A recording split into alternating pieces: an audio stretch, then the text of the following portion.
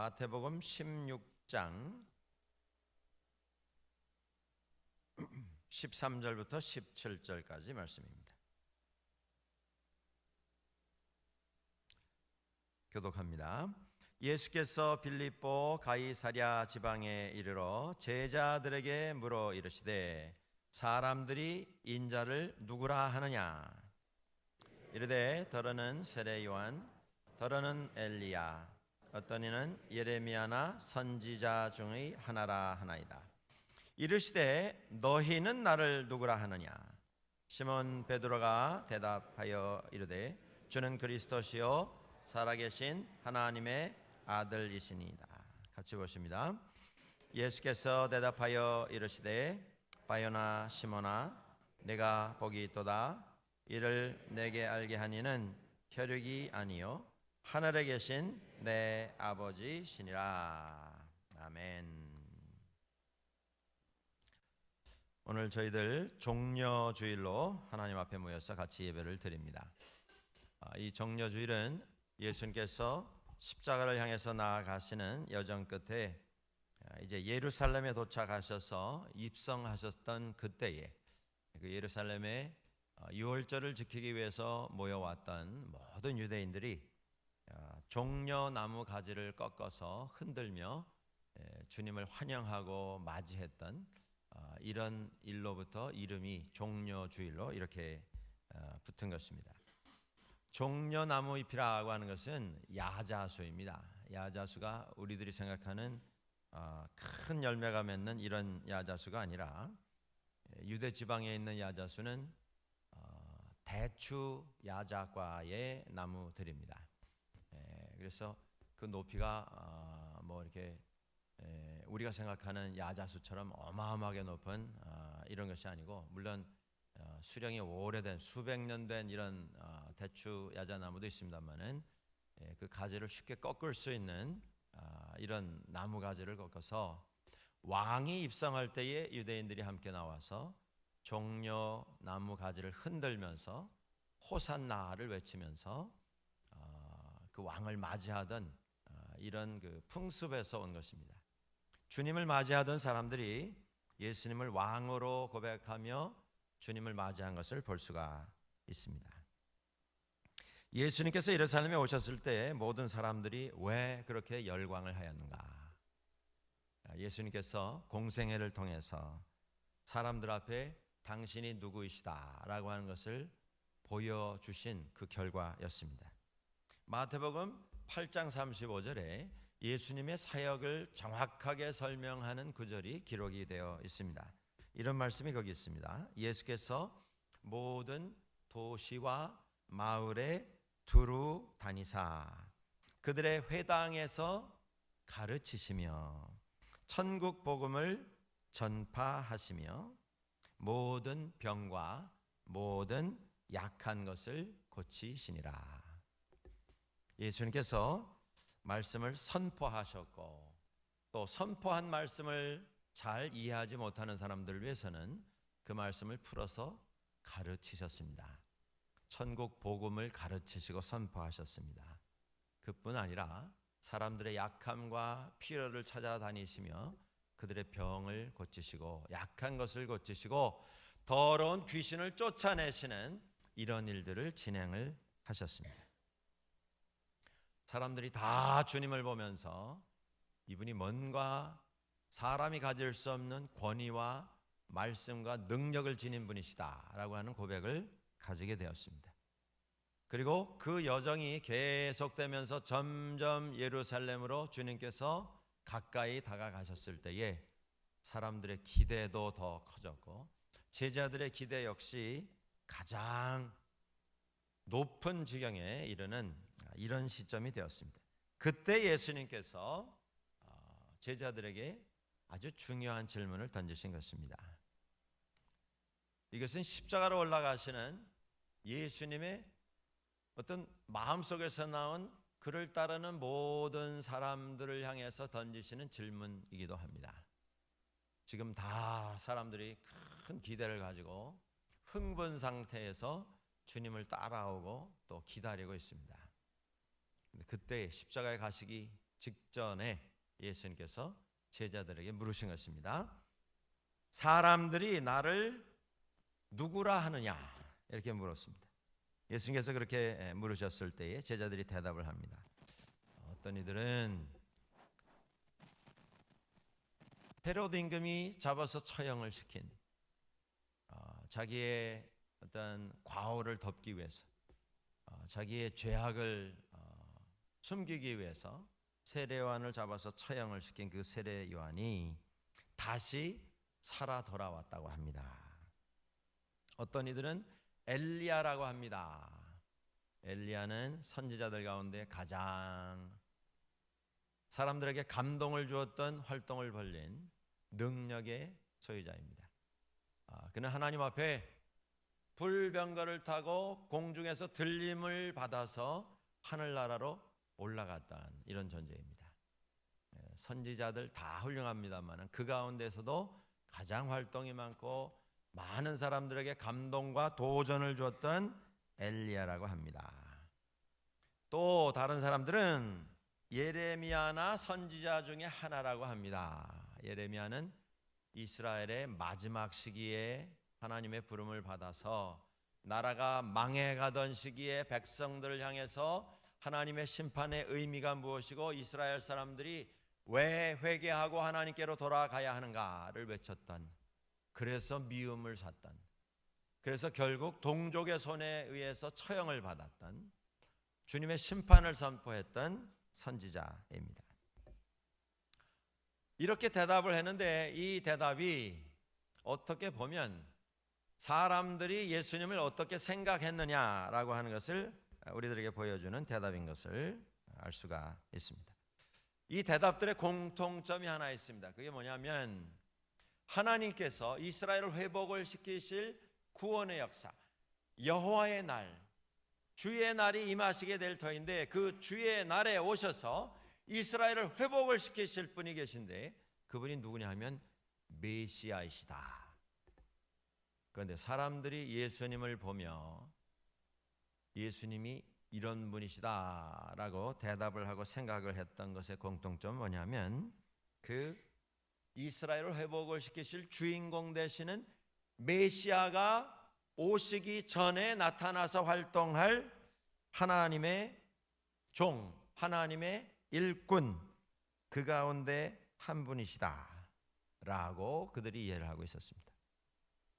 메시아가 오시기 전에 그를 예고하고 그의 길을 준비하고 사람들에게 주의 길을 예비하라 외치는 음성이 있을 것이다.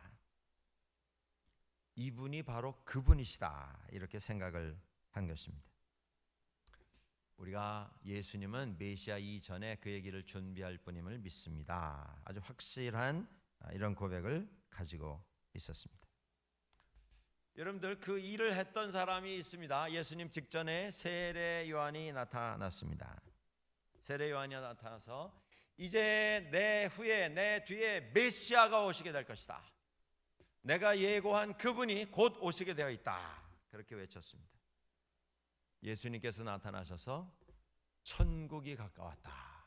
이렇게 말씀하셨습니다. 사람들이 연이어 나타난 하나님의 임재를 선포하시는 하나님의 심판의 날을 선포하시는 이 두 인물에 대해서 사람들은 더 기대를 크게 가졌던 것 같습니다. 이제 연속해서 이런 음성이 들려오는 것 보니까 곧 하나님의 회복의 때가 임하시게 되었다. 그래서 소문이 퍼졌습니다.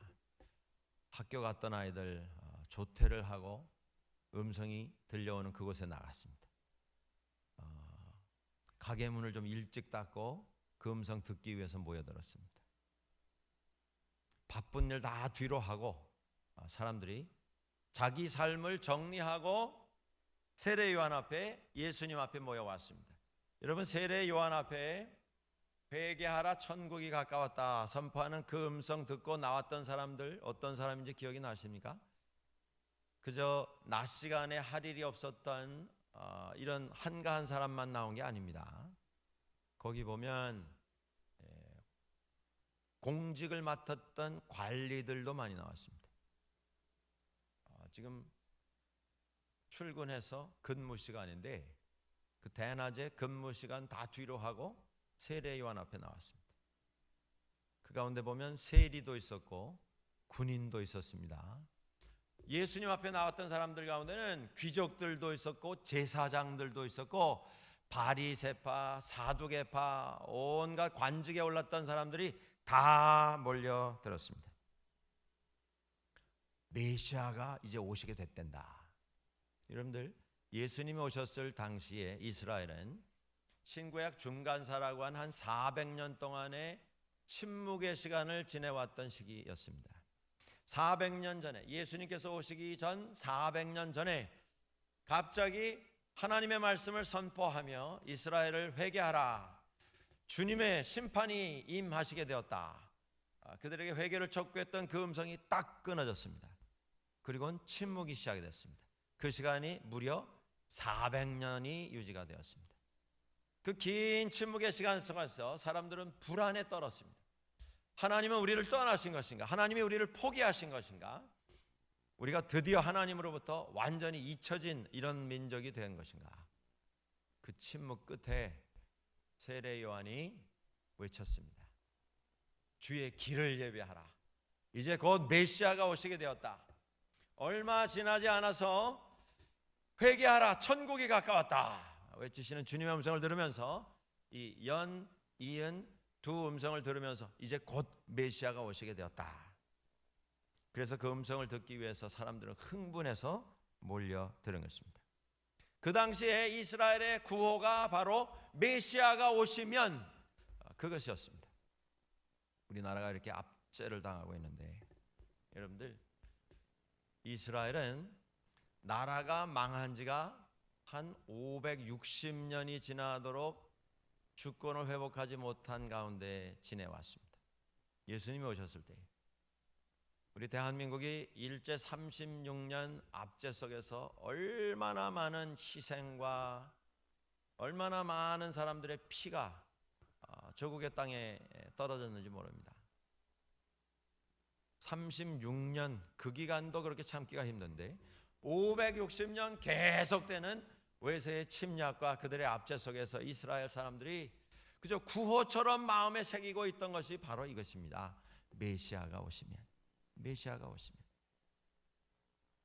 지금 우리가 압제에 당하면서 핍박을 당하고 착취를 당하고 있는데 메시아만 오시면, 지금 우리가 억울함을 당하고 있는데 메시아만 오시면, 지금 몹쓸 병이 몸에 들어서 치료하지만 효과가 없는 가운데 고통을 당하고 있는데 이제 메시아만 오시면, 여러 군데 다녀봤는데 불치병이라고 하는 이런 진단을 받았는데 메시아만 오시면, 너무 오랫동안 경제적인 어려움, 어린아이들 먹일 것이 없고 입힐 것이 없는 이런 빈곤에 시달려 왔는데 메시아만 오시면, 이 세상 모든 사람들에 대해서 표어가 메시아만 오시면, 메시아만 오시면, 감옥에 갇힌 사람에게도 메시아만 오시면, 사업에 어려움이 있고 가정에 어려움이 있는 이런 사람들에게도 메시아만 오시면, 그리스도만 오시면, 그렇게 기다리고 그렇게 표어를 외웠던 사람들에게 이제 메시아가 오셨다, 이런 말씀이 선포된다면 그 전에 여러분들 얼마나 많은 사람들이 주님 앞에 모였었습니까? 주님이 들어가셨던 집에 사람들이 들어갈 수 없어서 지붕을 뜯고 환자를 들것에 매달아서 내렸던 적이 있지 않습니까? 사람들이 너무 많이 몰려 들어가지고 주님께서 할 수 없이 배에 오르셔서 배를 좀 물에다 띄워 놓으시고 그 물가에 모여온 사람들에게 설교하신 적도 있지 않습니까? 장정만 5천 명이 모였던 때도 있지 않았습니까? 그런데 메시아가 오셨다, 이런 말씀이 선포되었을 때에 얼마나 많은 사람들이 더 열광하며 주님 앞에 모여왔겠는가 하는 것입니다. 세례 요한이 수천 명, 수만 명을 모았다면 메시아로 오신 예수 그리스도는 수십만 명, 수백만 명을 모아도 뭐 넉넉하지 않은 이런 숫자가 아니겠습니까? 그런데 현실은 그렇지가 않았더라고 하는 것입니다. 모여온 군중의 숫자는 훨씬 더 적었습니다. 왜 그랬습니까? 이것이 오늘 우리들에게도 도전이 되는 말씀이고 현대를 살아가는 그리스도인이 꼭 기억해야 할 하나의 주제를 우리들에게 던져주는 질문입니다. 삶의 여러 가지 방식이 있습니다. 믿음의 여러 가지 모습이 있습니다. 그런데 우리 현대 그리스도인들이 가지고 있는 익숙해져 있는 믿음의 방식은 어떤 것이냐 하면 무엇인가를 늘 기대하면서 그 일이 이루어지기를 소망하고 기도하면서 그렇게 살아가는 방식입니다. 그런데 막상 그 기대가 현실이 되면 그 기대가 이루어지는 게 아니라 그 기대가 깨지게 되는 때가 더 많습니다. 여러분들 그런 체험을 여러분들도 해보셨을 것입니다. 어떤 집을 마련을 해서 이사 가는 것이 소원이고 우리가 이민 와서 처음에 온 다음 날부터 집을 준비해서 내 집으로 이렇게 가지시기는 쉽지가 않지 않습니까? 여러 날 준비하고 노력하고 수고해서 어떤 집을 장만할 때에 그 집만 마련이 되면 아무런 걱정이 없을 것 같은 이런 생각이 있어서 열심히 노력을 하고 기대를 했는데 온갖 꿈을 다 꾸지 않습니까? 집은 이런 집이면 좋겠다. 그런데 그 집에 막상 들어가 보시니까 어떻습니까, 여러분들? 처음엔 좀 좋은 것 같은데 이제 뭐 한 3달, 6달 지나시다 보면 또 신드렁해지는. 처음에는 마치 그것만 이루어지면 세상에 소원이 다 없을 것 같은 그런 생각이었는데 막상 그걸 이루고 보니까 또 다른 일들이 생기고 다른 일들이 우리를 귀찮게 하는 이런 현실이 되지 않습니까? 우리가 기대하고 기다리는 것에 익숙하다 보면 막상 그 일이 이루어질 때는 실망을 하기가 쉽습니다. 제가 한 20몇 년 전에 캐나다에서 이제 목회를 시작하면서 이제 골프라는 걸 한번 배운 적이 있습니다. 뭐 배운 게 아니라 우리 친구 목사님들하고 같이 이제 운동을 하기 시작했는데 여러분들도 그 얘기를 들으시면서 아마 동의하시는 분이 많이 계실 겁니다. 골프를 치다 보면 조금 잘 치고 싶은 욕심이 왜 없겠습니까? 그런데 이게 저도 뭐 운동을 다 좋아해서 여러 가지를 해봤습니다만은 너무 좀 이상한 운동이 되어나서 그렇게 쉽게 늘질 않습니다. 그러다가 한참 이제 어떻게 하면 조금 더 좀 잘 칠 수 있을까 고민을 하던 중에 TV에서 선전하는 걸 봤습니다. 무슨 선전이냐면 이 드라이버가 이번에 과학적인 방법을 통해서 새로 개발이 됐는데 이 드라이버는 당신이 치던 것보다 한 15% 멀리 나가고 100% 더 똑바로 나가고 뭐 온갖 좋은 것.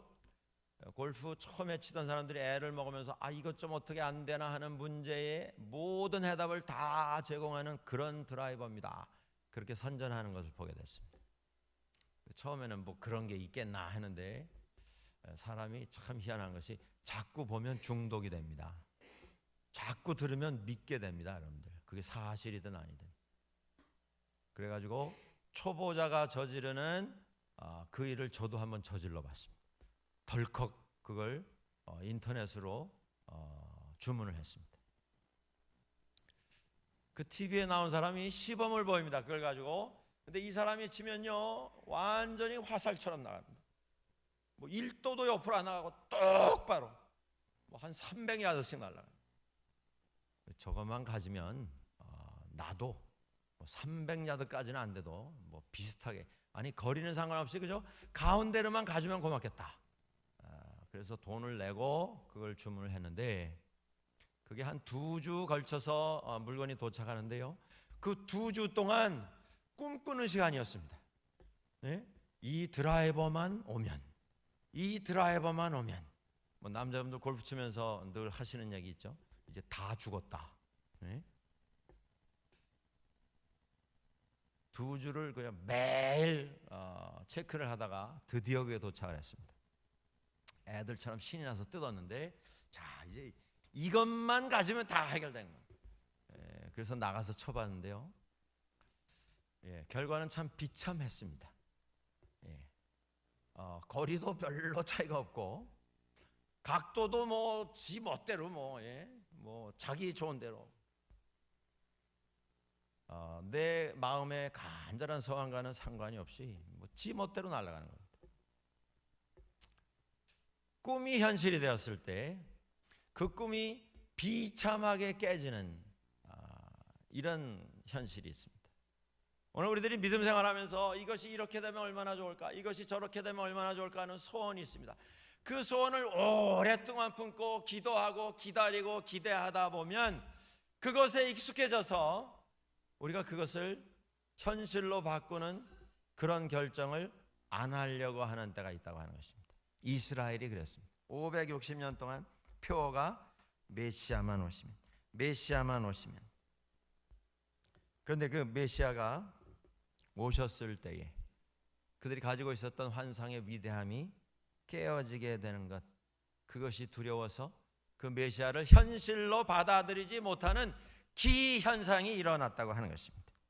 우리가 믿음 생활하면서 주님이 오시면 우리 가정에 이런 문제, 우리 자식의 이런 문제, 내 건강에 이런 문제, 주님께서 우리의 배고픈 것을 다 해결해 주실 것이고, 사업의 어려움 하나님께서 길을 열어주실 것이고, 우리의 몸에 있는 병 하나님께서 고쳐주실 것이고, 우리가 피곤할 때는 휴식을 허락해 주실 것이고, 세상에 있는 전쟁에는 평화를 주실 것이고, 외로울 때 위로해 주실 것이고, 모든 것을 하나님께서 다 이루어 주시리라.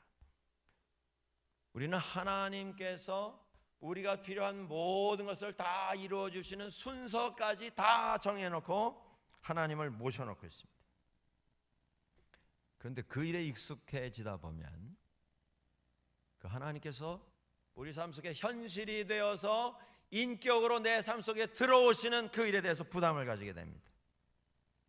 하나님께서 들어오셔서 내가 가지고 있는 내 꿈, 내 꿈의 순서, 내가 정해놓은 우선순위, 이걸 흐트러 놓는 것, 그것에 대해서 부담을 가지게 되고, 그 누구라도 그것을 깨는 것을 우리는 원치 않게 되는 것입니다. 그분이 우리가 그렇게 기다리던 예수 그리스도이시라 할지라도 그분도 우리는 거부하게 된다, 이런 말씀입니다. 이 세상에 있는 가장 완벽한 가정, 눈만 봐도 서로를 알고, 서로의 마음을 알고, 서로의 부족함을 알고, 서로의 필요를 알아서 그것을 메꾸어주는 그런 가정, 항상 봐도 질리지 아니하는 그런 가정, 기쁨만 있고 사랑만 있고 찬송만 넘치는 믿음 안에서 늘 강건한 그런 가정, 그런 가정은 세상에 어디에 있겠습니까? 또 어디에 있습니까, 여러분들? 밴쿠버에 와서 여기서 정착하려고 하는 분들에게 가장 어려운 일 하나는 집을 마련하는 것인 것 같습니다. 뭐 저도 그 가운데 한 사람입니다만은, 제 아내하고 집을 마련하는 일에 대해서 의견을 나누면서 제 아내가 저한테 한 말이 이런 말입니다. 집은 이런 집이면 좋겠다. 첫째, 뜰이 있으면 좋겠다. 둘째, 집이 너무 좁지 않으면 좋겠다. 셋째, 집이 좀 조용하면 좋겠다. 나무도 많고 꽃도 많고. 그런데 나무 많고 꽃은 많은데 파리나 모기는 한 마리도 없으면 좋겠다. 그러면서도 교통이 편리하면 좋겠다. 여러분들, 밴쿠버에서 좁지 않은, 교통이 편리하면서 뜰이 있고 나무가 우거지고 새가 우지지는, 그리고 모기 파리는 한 마리도 보이지 아니하는, 그리고 더 재미있는 것은 새 집이면 좋겠다. 그런데 가장 충격적인 사실이 뭔지 아십니까?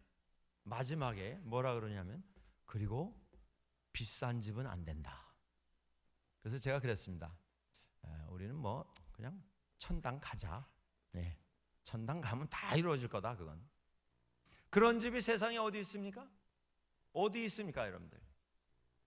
우리 마음에 있습니다. 예. 세상에 가장 완벽한 것, 가장 완벽한 나의 모습, 가장 이상적인 나의 신앙의 모습, 우리가 꿈꾸고 우리가 기도하고 기다리고 기대하는 우리 인생의 모습 어디에 있습니까? 우리 마음에 있습니다. 그것이 현실이 되는 것에 우리는 익숙해져 있지 않다, 그 말씀입니다. 예수님을 그렇게 기다리고 있는데, 기다리고 있는 것에 너무 익숙한 나머지 예수님이 오시는 것조차도 노 땡큐, 예수님 지금 오시면 안 됩니다. 제가 준비가 안 돼 있습니다. 이런 기현상이 우리에게 있다, 이 말씀입니다. 또 한 가지는 기대하고 기다리는 것뿐이 아니고 현대인이 가지고 있는 신앙인의 기현상은 미루는 것입니다. 미루는 것입니다. 여기까지만 가면 다음 달에, 올해 상반기 지나고 7월 1일부터 올해 연말까지만 더 하고 그 다음 새해 1월 1일부터 우리가 신앙 안에서 개선해야 될 점이 있습니다. 고쳐야 할 것이 있습니다. 그것을 알면서도 우리는 계속 미룹니다. 연기합니다. 신앙 안에서 내가 준비됐을 때 주님을 만나고 그 시간부터 우리들 가운데 감사의 찬송이 울려 퍼지게 될 것이고, 세상에는 평화의 종소리가 울려 퍼지게 될 것이고, 우리가 살고 있는 인생의 모든 슬픔과 억압과 핍박이 다 사라지게 될 것이고, 완벽한 하나님의 공의와 평화가 이루어지게 될 것이다. 근데 그때까지는 우리가 좀 연기하고 미루고, 그때까지는 우리가 참아야 된다. 이게 기현상입니다. 우리는 다 메시아가 오시는 것을 소원하면서 삽니다. 그리스도께서 우리 삶에 들어오시는 것을 기다리면서 삽니다. 근데 여러분들, 가장 우리 현대 그리스도인들에게 있어서 역설 가운데 큰 역설이 뭐냐면, 우리가 그렇게 기다리고 사모하는 예수 그리스도께서 우리 가운데 이미 임재하셨다라고 하는 것을 믿는 것보다는, 이제 그리스도께서 우리 가운데 앞으로 오실 것이다 라고 하는 것을 믿는 것이 더 쉽습니다. 현대 그리스도인들에게. 주님이 오셔서 내게 은혜를 주시면 얼마나 좋을까. 그러면 다 해결될 텐데. 그 소원은 다 있는데, 이미 예수님께서 우리 가운데 오셔서 우리의 구주가 되셨다라고 하는 것, 이것을 믿는 것이 오히려 더 쉽지가 않습니다. 이 종려주일에 주님께서 물으시는 질문이 바로 그것입니다. 사람들이 560년을 기다렸는데 매일 메시아만 오시면 모든 것이 해결될 거다, 주문처럼 외웠습니다. 구호처럼 외우고 있었습니다. 근데 막상 오신 예수 그리스도는 메시아가 아니라 메시아를 준비하실 분으로만 생각했지, 그 오실 메시아는 영원히 기다리는 대상으로 그렇게 가지고 있었다라고 하는 것입니다. 예수님께서 베드로에게 물으셨습니다. 너희는 나를 누구라 하느냐? 사람들은 그렇게 이야기하는데, 그때 베드로가 한 말입니다. 주는 그리스도이십니다. 살아계신 하나님의 아들이십니다. 그리스도이십니다. 그 그리스도는 메시아라고 하는 말에 그리스 번역이 된 말입니다. 예수 그리스도, 그 말은 예수 메시아. 그 말을 한국말로 바꾸면 나의 구원자 예수님, 그런 말입니다. 예수님은 나의 구주가 되시는 분이십니다. 나의 구원자가 되시는 분입니다. 예수님은 나의 그리스도이십니다. 나의 메시아입니다. 베드로가 고백을 했습니다. 여러분들, 우리 가운데 이미 오셔서 우리의 메시아가 이미 되신 그 예수님이 우리 삶 속에는 어디에 머물고 계십니까? 아직도 우리가 예수님이 우리 가운데 오셨다라는 것을 깨닫지 못하고 아직도 오실 예수님, 아직도 우리 가운데 오셔서 내 삶을 다 변화시키실 주님만 오시면, 메시아만 오시면 우리도 그것을 구호로 가지고 지난 40년 동안, 60년 동안, 80년 동안 외우면서 기다리고만 있지는 않은가, 그 말씀입니다. 이 정려주일에 우리에게 물으시는 예수님의 그 질문에 우리도 대답할 수 있어야 합니다. 너희는 나를 누구라 하느냐? 우리도 예수님은 아마 세례요한 같은 어떤 우리로 하여금 회개를 촉구하시는 분이 아시겠는가? 하나님 앞에 나아갈 수 있는 길을 열어주시는 어떤 엘리야와 같은, 예레미야와 같은, 혹은 선지자의 한 분과 같은 그런 분이 아니시겠는가? 그저 편리한, 편안한, 적당한 수준의 긴장만 살려놓고 예수께서 우리에게 오셔서 우리의 죄를 용서하시고 십자가에서 죽으셨을 뿐만 아니라 부활하심으로 나를 구원하신 메시아이십니다 고백하기를 미루고 연기하고 계속 기다리기만 하는 이런 자리에 우리가 서 있지 아니한가? 우리도 한번 점검을 하셔야 할 것입니다. 베드로가 예수님을 그리스도라 고백할 수 있었던 이유가 무엇일까요? 그가 제자들 가운데 남보다 더 뛰어난 통찰력을 가졌기 때문입니까? 날카로운 관찰력을 가지고 있었기 때문입니까?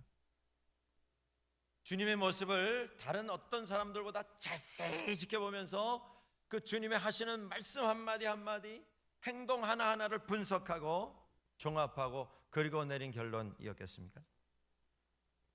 뭐 수많은 사람들이 주님 따라다녔습니다만 그들은 다 실패했습니다. 그 일에. 그도 그럴 것이 예수님께서 매일 사역을 진행하시는데 그 사역의 모습을 보면 썩어져 가는 나무도 부러뜨리지 아니하시고 상한 갈대를 꺾지 아니하시고 꺼져가는 촛불을 끄지 아니하시는 약하고 불쌍한 사람들에게 관심을 가지시는 그런 모습이었습니다. 아무리 봐도 메시아의 모습이 아닌 것 같습니다.